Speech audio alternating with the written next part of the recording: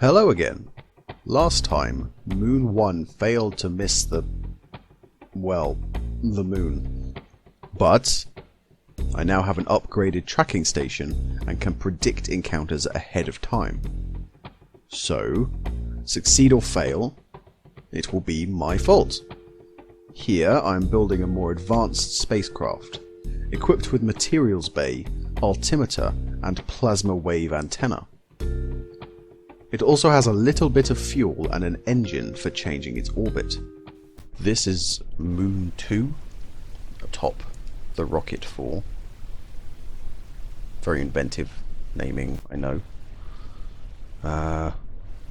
It's hoping to orbit the moon, get us some science, and complete some contracts.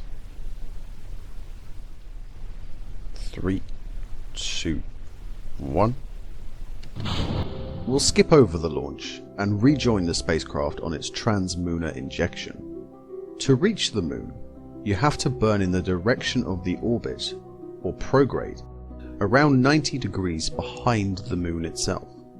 This raises the apoapsis, or highest point of the orbit, 90 degrees ahead of the moon. Generally, the spacecraft and moon will arrive at this point in space at roughly the same time. Moon 2 was not exactly a good example. The node was off somehow. Perhaps I clicked forward an orbit, but you can clearly see how the moon is way out of place. An encounter is predicted, but the moon is nowhere near when I reach apoapsis. It's on the next orbit that the encounter actually happens. Anyway, after completing my arbitrary mission, I realized there were still stacks of fuel remaining. Enough, in fact, to put the spacecraft into a polar orbit.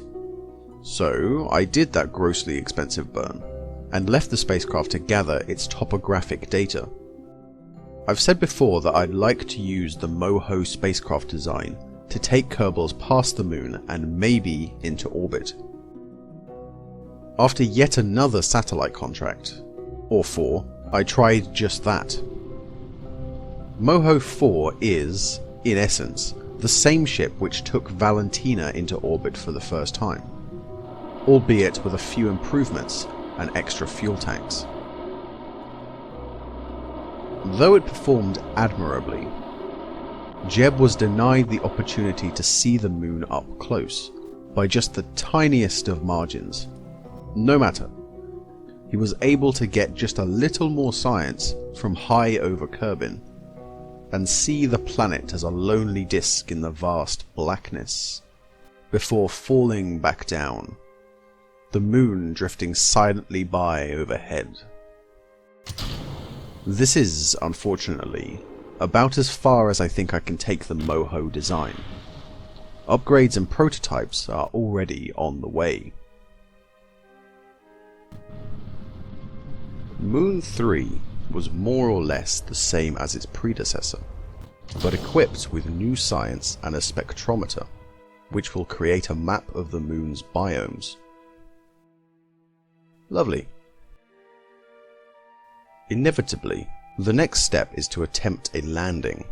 To begin with, I was going to have a lander packaged with Moon 3, but I am still very restricted by the 30-part limit of the level 1 VAB. I went through a couple designs before settling on this. It's a very simple lander, just a probe core, engine, and a couple experiments. There is also a little extra stage to help with orbit corrections and slowing down. With that random contract complete, Moon 4 is on the way to the surface. Let's see how it went. Lighting up the engine.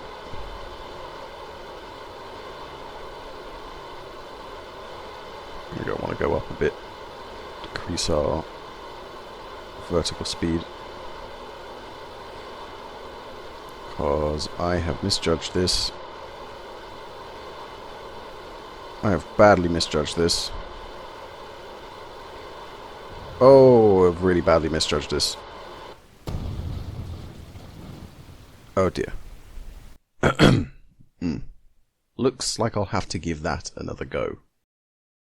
But first, I've had a contract hanging about for a while to gather science from Minmus. Let's do that. With the money from at least attempting a moon landing, the VAB can at last be upgraded, removing the 30-part cap. Here's my spacecraft, Min 1, starting to look a lot like an actual space probe. It is atop a new line of launch vehicles. This is the Joule 2. Minmus is a bit trickier to reach because it is further away, smaller, and more inclined than the Moon. Inclination is the relative angle of an orbit compared to the equator, and, as you saw with Moon 2, is very expensive to change. To reach Minmus, you want to either launch into its inclination, or meet it at the point where it crosses the equator, the ascending or descending node. Once there, it's easy to maneuver around Minmus. In polar orbit, I can leave this guy to collect topographic and biome data. There is a simple lander attached, which can easily set down in a biome of our choosing when the scans are complete.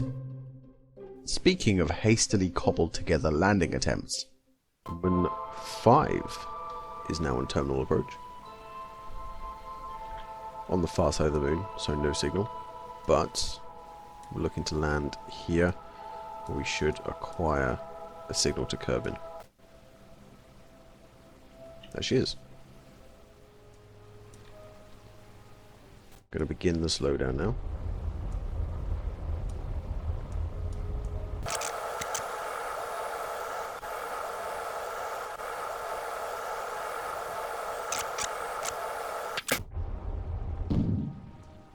Let's burn out. Full burn, full retrograde. Beautiful. A little more. Quite significantly more. Speed is steadily reducing. Can slam back on the throttle if we need. Have I got a shadow? No. Okay. Pretty much stopped dead. Getting very low on fuel now. Let's reduce that. And just set it down gently. Oh. Oh, a little rough. But we are there.